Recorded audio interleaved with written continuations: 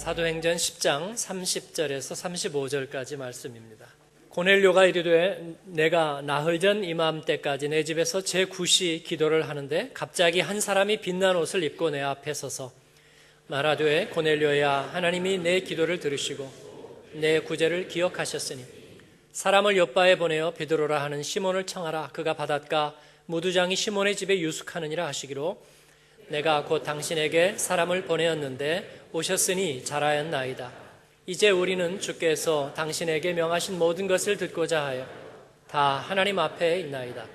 베드로가 입을 열어 말하되 내가 참으로 하나님은 사람의 외모를 보지 아니하시고 각 나라 중 하나님을 경외하며 의를 행하는 사람은 다 받으시는 줄 깨달았도다. 아멘. 한국에 지난주에 잠깐 방문했을 때에 우리 교회 집사님 어머님이 편찮으셔서 원자력 병원에 문병을 갔었습니다. 원자력 병원은 이제 거의 대부분이 다 암 환자들로 그렇게 환자들이 이루어져 있죠. 굉장히 큰 병원인데 저도 처음 방문해 보았습니다. 대부분이 암 수술을 받거나 또 암 진단을 받고 이제 투병 중인 분들입니다. 머리를 이렇게 깎은 분도 많고 또 항암 치료, 방사선 치료, 또 수술, 그리고 돌보는 가족들. 생각보다 얼마나 많은 사람들이 고통받고 있는가. 또 생명의 그 아픔과 또 죽음의 그 문턱 앞에 서 있는가 하는 생각을 하게 되었습니다. 무엇이 필요할까? 우리에게 정말 생명의 그 구원의 복음이 우리에게 필요하다. 복된 소식이 우리에게는 누구에게나 필요하다 하는 생각을 새삼스럽게 하게 되었습니다. 전하는 자가 없이 어찌 듣겠습니까? 우리 하나님께서 우리에게 기회를 주셨을 때에 우리의 마음을 열고 입술을 열어서 꼭 우리가 말할 수 있을 때, 해야만 될 때 말씀을 전하고 예수 그리스도의 주되심을 전하는 온 교회 또 우리 믿음의 사람들 한 분 한 분이 되시기를 주님의 이름으로 꼭 축복합니다. 오늘 말씀은 그런 취지에서 오늘 말씀을 함께 나눕니다. 생명의 말씀을 만날 때 사도행전에 나오는 가장 복된 만남, 고넬료라는 한 이방인 로마의 장교와 그리고 예수님이 인격적으로 만나는 그 만남의 이야기. 그 만남에는 얼마나 많은 일들이 이를 위해서 미리 준비되었을까, 또 어떤 일들이 이루어지고 있었을까, 그리고 그 이후에는 어떤 일이 일어났을까 하는데 저희가 초점을 가지고 함께 말씀을 나눠보고자 합니다.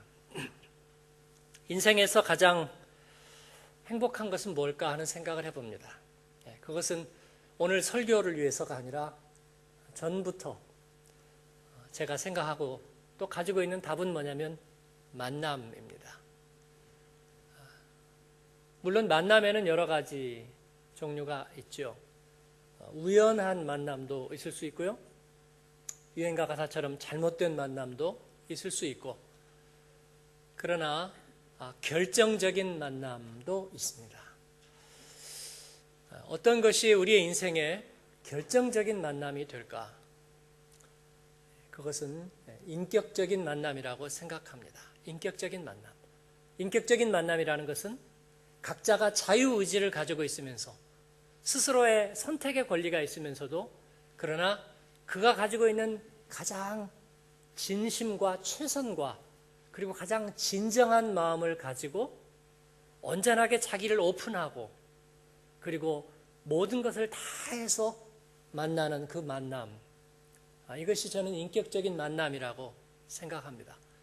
인격적인 만남에는 유리하냐 불리하냐가 있을 수 없어요. 그리고 누가 높은 위치에 서 있느냐 낮은 위치에 서 있느냐는 것은 전혀 중요하지 않습니다. 거기에서 누가 이익을 누리고 누가 여기에서 자기 희생을 하느냐는 것은 아무런 의미가 없습니다. 인격적인 만남이란 그 어떤 것으로도 저울질할 수 없는 그 내 있는 모든 것을 다 투여하는 그런 만남입니다. 그런데 그런 만남이 여러분 우연이 되겠느냐 하는 게 문제가 있어요. 우연이 될까요? 내가 모든 것을 쏟아놓으려고 그래. 근데 지나가다가 그냥 만나서 그렇지 않아도 한번 봤으면 했어요. 짧은 시간이지만 내가 모든 걸 지금 쏟아놓을게. 이게 되나요? 안 되죠. 인격적인 만남에는 여러분 준비가 필요합니다. 시간적인 준비일 뿐만 아니라 바로 그 순간을 위해서 내가 준비된 그 준비가 내 늘 마음 안에 어딘가 있어야 한다는 거예요. 심지어 우리가 전문가를 만나서 그 전문가를 통해서 내게 결정적인 조언을 들으려고 할 때 의사를 만나거나 선생님을 만나거나 아니면 내 분야의 어떤 대가를 만나거나 아니면 정말로 탁월한 어떤 컨설턴트를 만나거나 그들을 통해서 내가 뭔가를 결정적인 내 삶에 도움을 얻고자 할 때 말이죠. 그에게 진정으로 준비된 것이 없다면 그가 그 순간에 내게 결정적인 도움을 주고 방향을 정해주고 그리고 내게 유익을 줄 수 있는 그런 준비가 평소에 되어 있지 않다면 그 만남을 통해서 얻을 수 있는 건 아무것도 없어요. 그렇죠? 하물며 그 인생의 전환점이 될 만남이 준비되고 있다면 그것은 너무나 많은 일들이 준비되어야 한다는 것입니다. 오늘 우리 예배의 자리가 영적인 에너지로 이렇게 충만해 있는 것은 바로 이 자리가 우연한 만남이거나 잘못된 만남이 아니기 때문입니다. 이것은 누가 높은 데 있고 제가 지금 말씀을 전하기 위해서 높은 자리에 서 있지만 제가 높은 것이 아니죠. 여러분이 낮은 것이 아닙니다. 여기에서 누가 이해관계를 누리는 그런 일들이 아닙니다. 이를 통해서 우리가 우연히 어떤 결과를 빚어내고자 하는 것이 아닙니다. 우리는 이 예배의 자리가 하나님께서 예비하고 준비된 자리라는 것을 믿습니다. 그렇기 때문에 예배의 자리에 나오면 우리에게 치유의 힘이 있는 것입니다. 성령의 만지심이 우리 가운데 경험되는 거예요. 왜 예배의 자리에 나오면 감격이 있을까? 왜 찬양 속에서 내 마음이 움직일까? 그리고 내 안에 왜 정결한 의지가 나를 새롭게 각오하고 결단하게 할까? 이것은 우연히 이루어지는 일이 아니라 준비된 것입니다. 그렇게 수렴되어 가는 것입니다. 우리는 오늘 또 하나님 앞에서의 그 수렴의 자리, 그 만남의 포인트의 자리에 서 있습니다. 하나님이 준비하셨습니다. 우리 옆에 분에게 한번 얘기해 주세요. 하나님이 준비하셨습니다. 한번 인사하세요. 제가 목요일부터 토요일까지 파리에 그 유럽 CBMC 대회에 다녀왔습니다. 기독 실업인회예요. 유럽은 교민들이 많은 지역이 아니죠. 또 실업인들이 그렇게 많은 곳은 아닙니다. 그런데 한 150명 정도 모였어요. 유럽에서도 왔지만 미국 쪽에서도 많이 오셨고 한국에서도 많이 오셨어요. 러시아에서도 그리고 중국에서도 여러 지역에서 한 150명 정도가 이렇게 모였습니다. 다 자비량으로 해서 모이고 또 시간을 내서 기업하고 또 자기 영업을 하는 분들이 그 시간을 빼서 그렇게 경비를 들여서 물론 파리에서 하니까 반사이익도 조금은 있겠죠. 그러나 그 시간을 빼서 온다는 것이 쉬운 일은 아닙니다. 더군다나 150명 이상 되는 그 인원들을 조직하고 또 그 행사를 3일 동안 치러낸다는 것이 보통 일은 아닌 것 같아요. 가서 보니까 이를 위해서 헌신한 분들이 계셨어요. 재정을 출연하고 그리고 굉장히 많은 시간을 들여서 그 하나하나 잘 조정하는 집회의 시간마다 모든 그 필요한 절차, 로지스틱 그리고 행사의 순서들, 모든 것들이 준비되지 않으면 하나도 저절로 되지 않는 그런 일들이에요. 그러나 가서 첫눈에 저희가 예배를 드리고 또 그런 하나님의 관점으로 그런 어떤 필연적이고 준비되고 충만한 어떤 그런 만남들을 저희는 늘 생각하고 있으니까 가서 보면 그런 게 보여요. 물론 직장에 금전적인 이해관계가 걸려있는 일이라면 누군가가 하겠죠. 맡은 사람이 하겠죠. 그러나 이건 그런 일이 아니잖아요. 첫눈에 보입니다. 얼마나 많은 사람들이 헌신하고 이를 위해서 준비했는가 하는 것들이 보여집니다. 순서를 맡은 사람들, 특성을 맡은 사람, 또 섬기는 분들, 시간이 잘 조직되는 일들, 이 모든 것들이 하나하나 다 오랫동안 준비되어서 그런 모임이 이루어졌다는 것을 알게 되었습니다. 여러분, 준비된 만남에는 그래서 패배가 없는 거예요. 그 모임이 끝나면서 모든 사람들이 다 그렇게 얘기했습니다. 참 좋았습니다. 제가 어제 돌아오고서도 또 그런 문자들을 받았어요. 목사님, 함께 할 수 있어서 행복했습니다. 참 복되고 좋은 만남이었습니다. 우리가 서로에게 선한 도전과 그리고 아름다운 자극을 얻었습니다. 우리 젊은 세대들이 비전 실업인들을 또 몇 지역에서 세웠어요. 1.5세로 이루어진 그들이 다시 하나님 앞에 좋은 선한 네트워크를 이룰 수 있도록 축복하는 시간이 있었는데 그 모습을 보니까 참 좋았어요. 보시기에 참 좋으셨어요. 하나님 보시기. 어느 누구도 그렇게 말하지 않았습니다. 돈 들이고 시간 들이고 이게 뭐야. 당장 남는 것도 없는데 지루했고 힘들었고 돈은 돈대로 들고 시간은 시간대로 들고 그리고 이 사람들 만나서 일생에 무슨 도움이 된다고 하필이면 이런 짓 제발 앞으로는 하지 말자 그러면서 헤어지면서 그래 괜찮아 좋았어요 그러면서 속으로는 다시는 안 와. 여러분 그럴 수도 있는 거잖아요. 그런 사람은 아무도 없었습니다. 왜냐하면 헌신된 만남이었기 때문입니다. 준비된 모임이었기 때문이죠. 하나님 앞에서의 그런 결정적인 만남은 우리 하나님의 열심으로 준비된 만남입니다. 오늘 말씀은 사도행전의 하나의 뜻밖의 사건을 얘기하고 있어요. 가이사랴라고 하는 도시, 로마의 분봉왕이었던 유대의 분봉왕이었던 헤롯 대왕이 자신을 유대 왕으로 임명해 준 로마 황제를 위해서 예루살렘 서북쪽 104km 지점에 해안의 거대한 도시를 신설했습니다. 그리고 로마 황제의 칭호를 따라서 카이저슈타트, 가이사랴라 그렇게 불렀습니다. 그곳에 있는 로마의 장교, 이탈리아 직속 주둔군인 장교의 이름이 고넬료 코넬리우스였습니다. 그런데 그가 어떤 영문인지 로마의 시민이면서 로마 황제를 신처럼 여기고 세계 시민인 것을 뻐기고 자랑하는 그 로마 장교가 웬일인지 하나님 앞에 목마른 사람이었다 그럽니다. 그러므로 그는 하나님의 말씀을 더 듣기를 원했고 그리고 예수 그리스도의 그 복음을 알기를 원했습니다.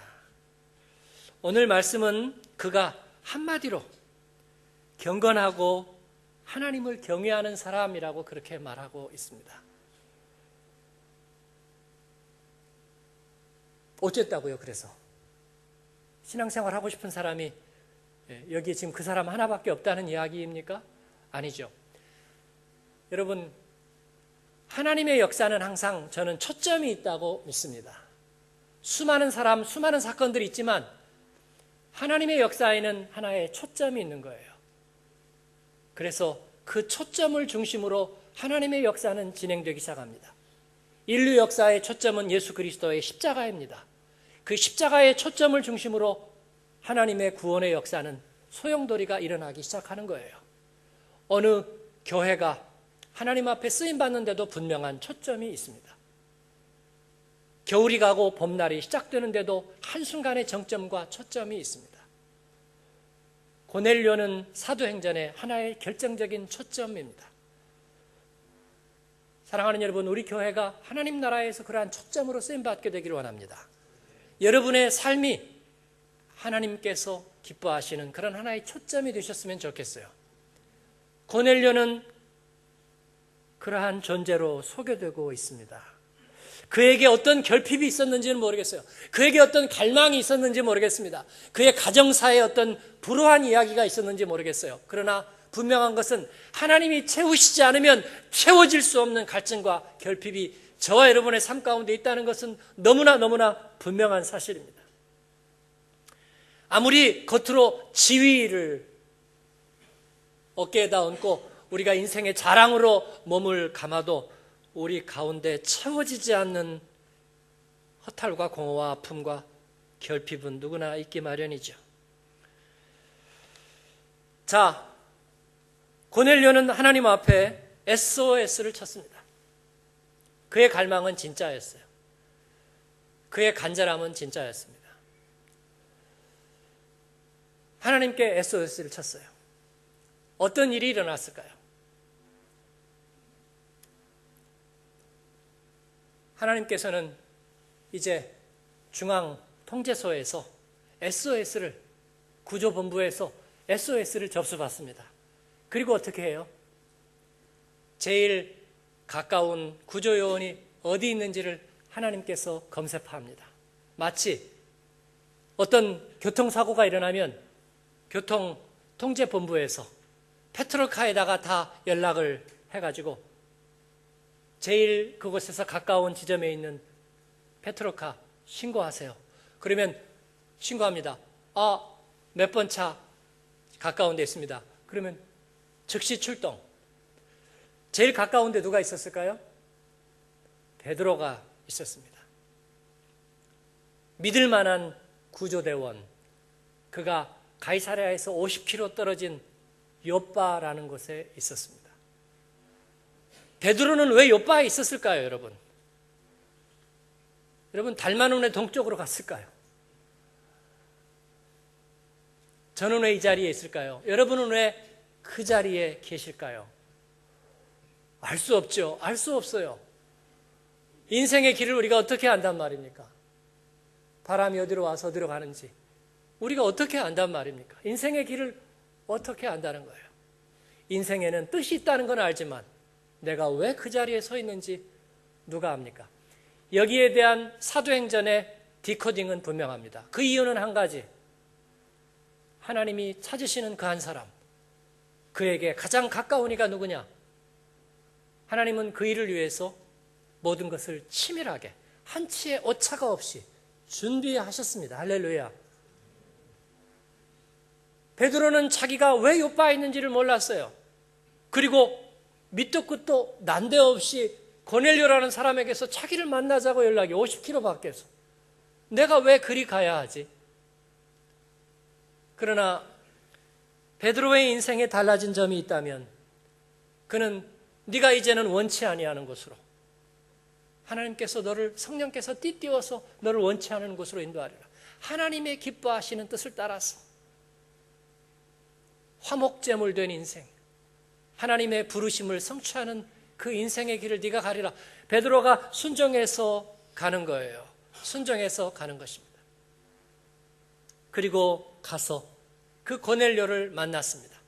하나님, 저 50km 밖에 지점이 있어요. 지금 출동할게요. 그래서 사흘을 걸어서 가고, 그리고 고넬료는 사흘을 거기에서 기다리는 것입니다. 걷는 시간이 사흘까지 안 걸렸겠지만 사흘이 걸렸어요. 그리고 그들은 거기에서 결정적인 만남을 갖는 것입니다. 그 만남은 준비된 만남이었습니다. 하나님께서 준비하셨어요. 그리고 그 만남은 인격적인 만남이었습니다. 고넬료는 높은 사람, 베드로는 식민지의 어부 낮은 사람, 베드로는 예수님이 수제자 높은 사람, 고넬료는 진리에 목마른 낮은 사람. 아니요, 그런 이해관계는 없었습니다. 하등 중요하지 않았습니다. 베드로가 예수님의 십자가 곁을 지키고 그리고 또 다시 예수님 앞에 회복하고 그래서 다시 한번 재신임을 받고 수제자의 자리를 그런 건 아무래도 중요하지 않았습니다. 하나님이 예비하신 그 만남에 그들은 가슴을 열고 인격적으로 쓰임 받는 것입니다. 이런들 어떠하리 저런들 어떠하리 생명 구원의 일에 우리가 손이 되면 어떠하리 발이 되면 어떠하리 우리가 지갑으로 쓰임 받으면 어떠하리 우리의 입술로 쓰임 받으면 어떠하리. 해리가 셀리를 만나면 그만 아니에요?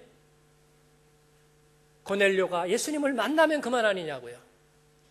우리가 하나님 앞에 쓰임 받을 수 있다면 우리를 여기까지 인도하신 하나님의 뜻은 성취되는 것 아니에요?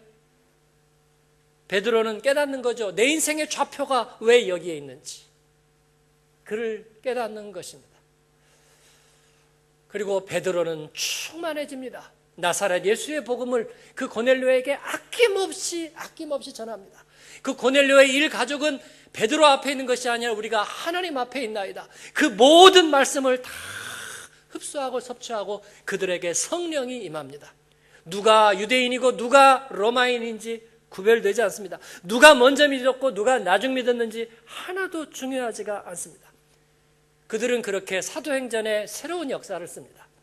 이방인에게로 복음이 흘러가고 그리고 그를 통해서 기독교 역사는 새로운 페이지를 만들게 됩니다. 고넬료와 베드로의 만남, 아니 예수님의 만남은 위대한 하나의 초점이었습니다. 사랑하는 여러분, 하나님께서 저와 여러분을 그렇게 쓰기를 원하십니다. 제가 이번에 기독실업인도에 가서 첫날 저녁에 말씀을 전하면서 그 말씀을 나눴어요. 우리가 기업을 이루고 성경은 우리를 기업이라고 말합니다. 우리가 기업을 이룬다는 것은 어떤 의미입니까? 그리스도인으로서 기업을 이룬다는 것은 아마 세 가지 의미가 있을 거라고 생각해요. 첫 번째는 신앙적인 기업을 이룬다는 거예요. 하나님 섬기고 예수님 잘 믿고 그래서 신앙 양심대로 정직하게 성실하게 그리고 내 믿음대로 최선을 다해서 살면서 예수 잘 믿고 교회 잘 댕기고 그러면서 신앙적으로 사는 것. 예를 들어서 내가 무슨 가게를 한다고 그럽시다, 여러분.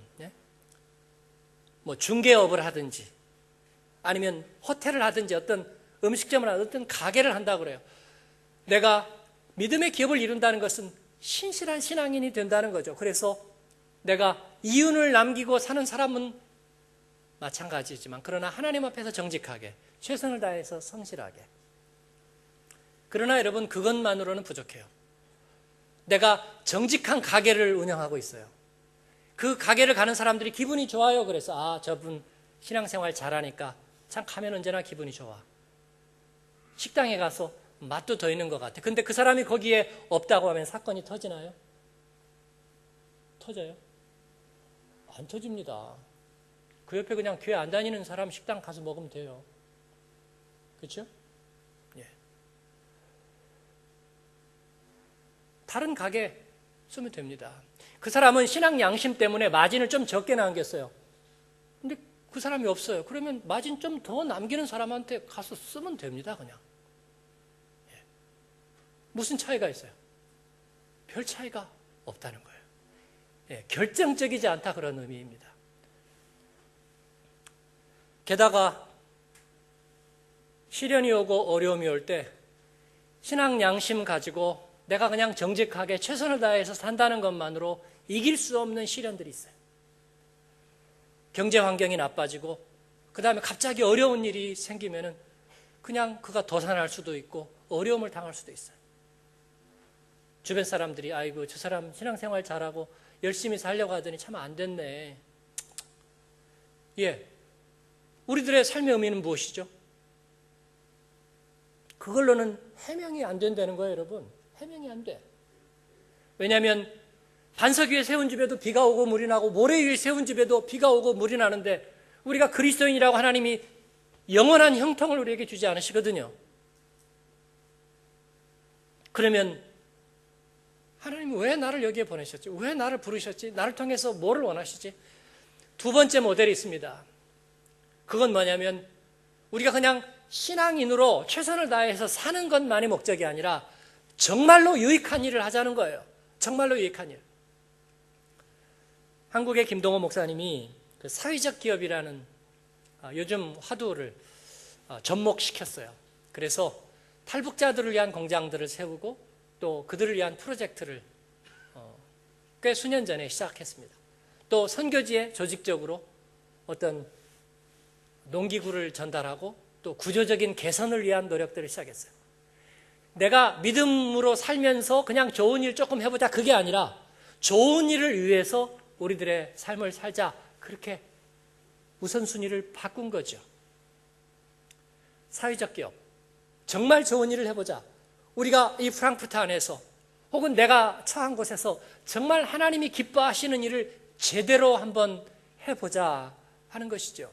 그래서 탈북자를 위한 공장은 이윤을 내기 위한 것이 아니라 탈북자들을 위해서 공장을 세운 거예요. 공장을 위해서 탈북자를 쓴 게 아니라 탈북자를 위해서 공장을 세운 거죠.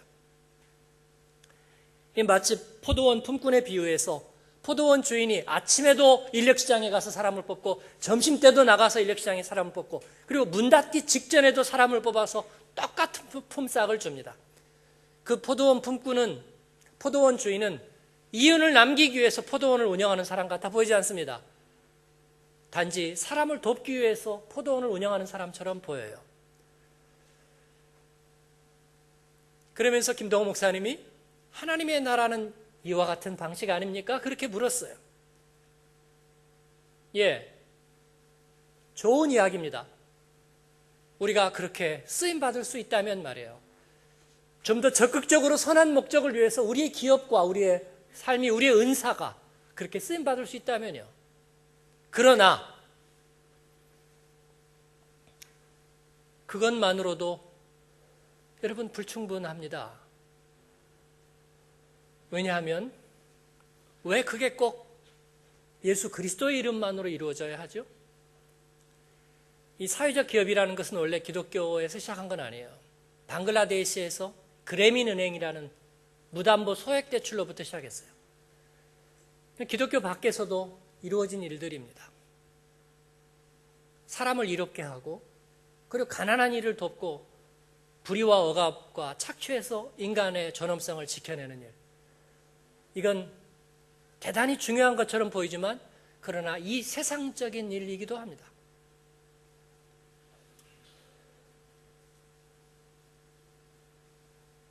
그것만으로 우리가 왜 여기에 서 있어야 하는지 그 존재 이유를 알지 못합니다.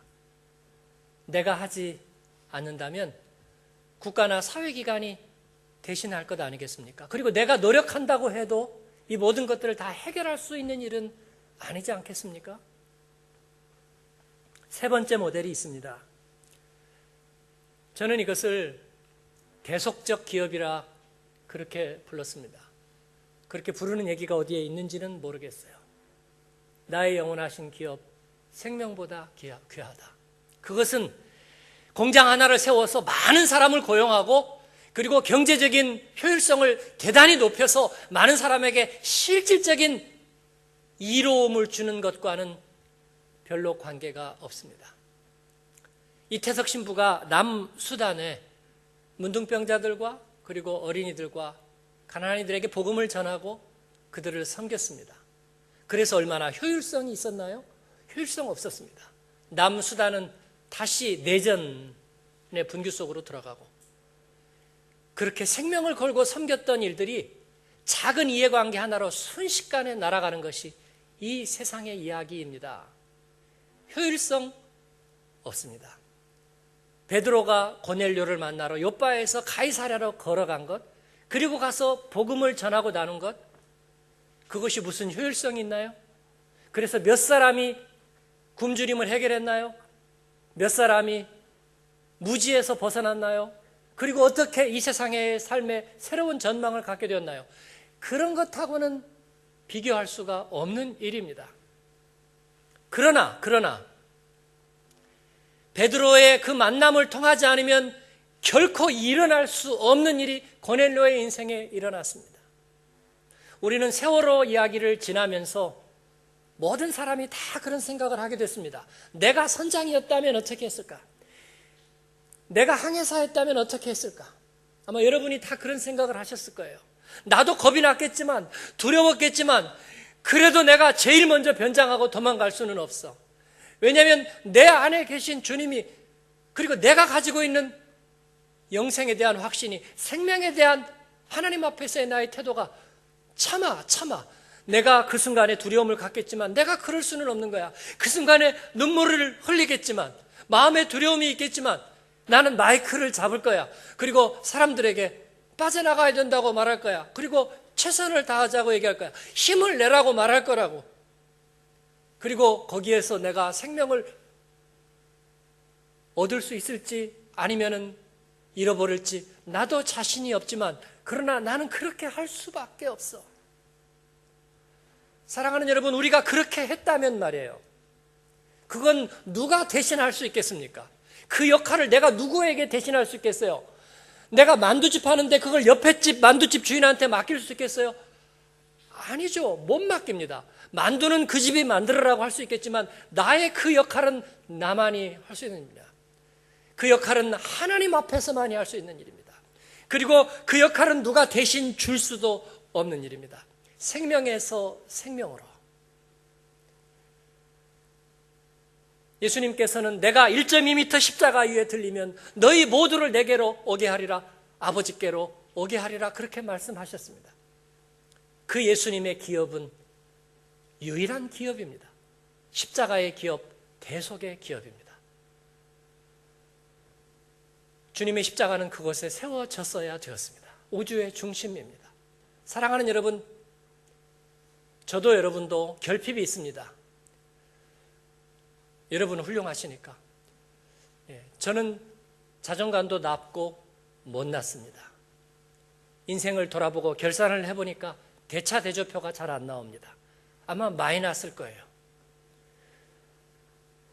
그럼에도 불구하고 저에게는 결정적인 주님과의 만남이 있고, 그리고 누구에게도 양도할 수 없는 하나님의 부르심과 사명이 있어요. 생명의 말씀이 내게 임하고, 이를 통해서 하나님께서 나를 그 욥바의 자리에, 나를 이 자리에 있게 하신 하나님의 유일한 이유가 있어요. 누가 제일 가까운 데 있니? 창규야, 너구나. 네가 출동하렴, 네가 해주렴, 네가 그 결정적인 만남을 이루렴. 주님께서는 그렇게 말씀하십니다. 사랑하는 여러분, 하나님께서 여러분을 오늘 이 자리에, 그리고 오늘 이 순간까지 여러분의 삶을 인도하신 분명하고 명백한 이유와 목적이 있는 줄로 믿습니다. 이 사실에 대해서 양보하지 않는 여러분이 되시기를 축원합니다. 그리고 두렵고 떨림으로 그 하나님의 호출을, 그 부르심을 성취하는 여러분 되시기를 바랍니다. 영적으로 귀를 열어놓으십시오. 그리고 그 SOS의 소리에 귀를 기울이고, 내게 다른 것은 줄 수 없지만, 그러나 유일하게 하나님이 나를 통해서 주실 수 있는 그것으로 내가 당신에게 주기를 원합니다. 하나님의 해피엔딩의 그 대본을 내가 당신에게 주겠습니다.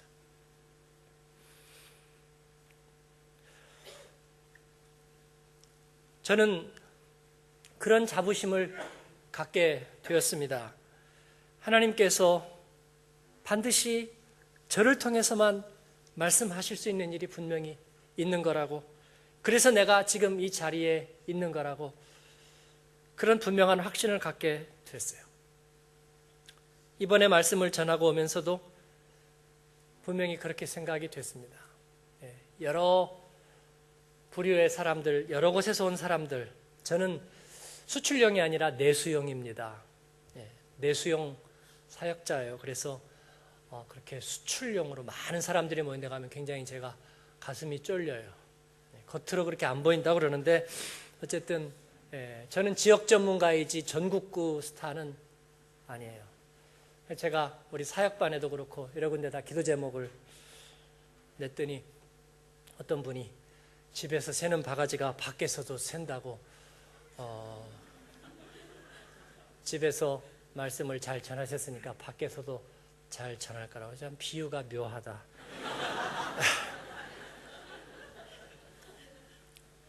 그러나 적어도 그 확신은 있었습니다.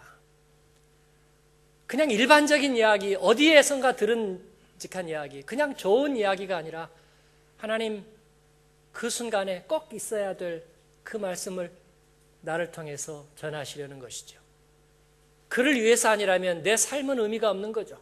그를 위해서가 아니라면 이 부족하고 결핍투성이인 인생에 무슨 의미가 있겠습니까? 그러나 하나님은 내가 너를 귀히 여기노라 그렇게 말씀하시는 거예요. 여러분의 삶과 여러분의 삶의 유전을 하나님께서는 귀히 여기시는 것입니다. 베드로는 고넬료를 만나고 허허, 하나님이 정말 사람을 외모로 취하지 아니하시는구나. 하나님의 역사에 감동하면서 그는 쓰임받는 것이죠.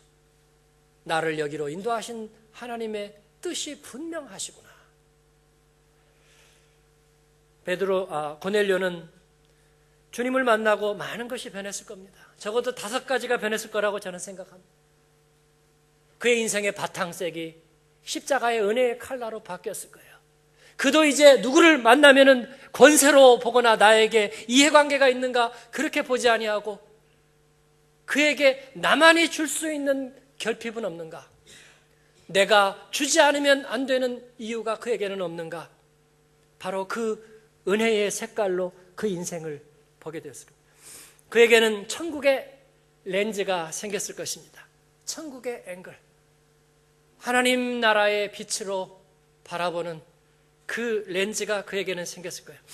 그에게는 새로운 모티베이션, 자기가 가는 곳마다 생명이 살아나고 회복된다는 새로운 동기를 갖고 인생을 살 수 있었을 겁니다. 내가 가면 분위기 깨지고, 내가 가면 관계가 나빠지고, 내가 가면 자꾸 까다로운 일들이 생기는 그런 게 아니라 내가 가는 곳에 기분 좋은 일들이 생겨요. 유쾌한 일들이 일어난다고요.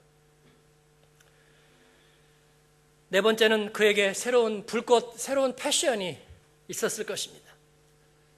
하나님을 위해서 쓰임받는 사람, 반드시 있어야 될 자리에 있는 사람, 그에게는 불꽃이 있는 거예요. 생명 에너지가 있는 것입니다.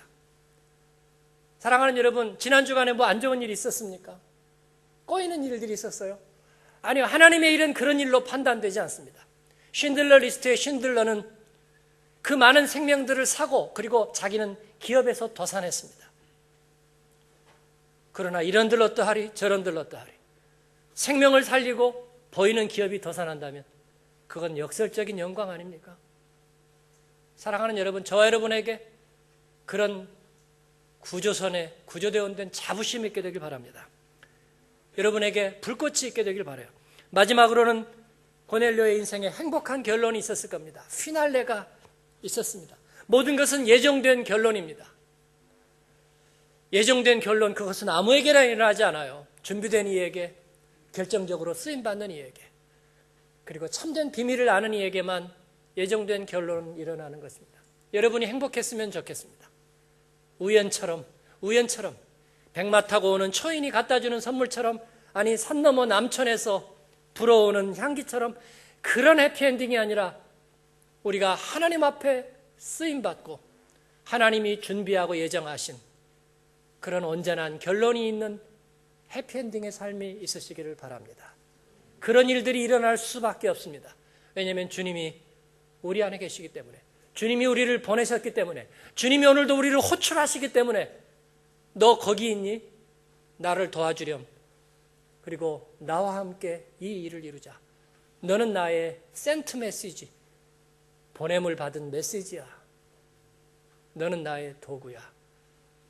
사랑하는 여러분, 저와 여러분이 그런 계속적인 기업, 구원의 기업이 되셔서 우리가 아니면 줄 수 없는 답을 주는 그런 은혜의 사람들, 은혜의 가정들, 은혜의 기업들이 되시기를 주님의 이름으로 축원합니다. 아멘. 기도하겠습니다. 우리 같이 한 음성으로 응답하면서 기도하셨으면 좋겠어요.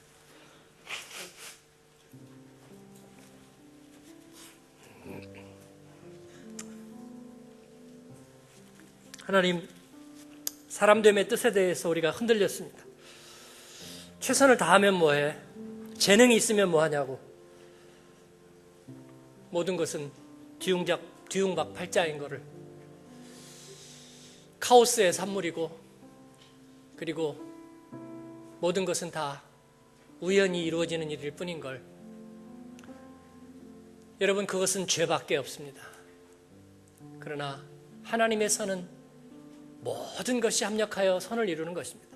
하나님의 열심으로 하나도 헛되지 않는 하나님의 설계로 한 치의 오차도 없이 이루어지는 것이 마치 우주 정거장을 짓듯이 하나님 생명의 시줄과 날줄을 엮어서 하나님의 생명을 지어가듯이 하나님의 일은 그런 줄로 믿습니다. 주님, 그러한 하나님의 일에 나그네 된 삶을 불러주심을 감사합니다.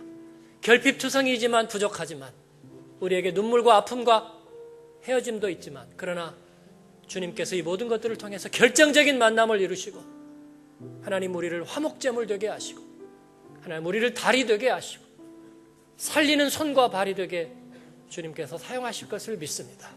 주님, 우리가 여기 있습니다.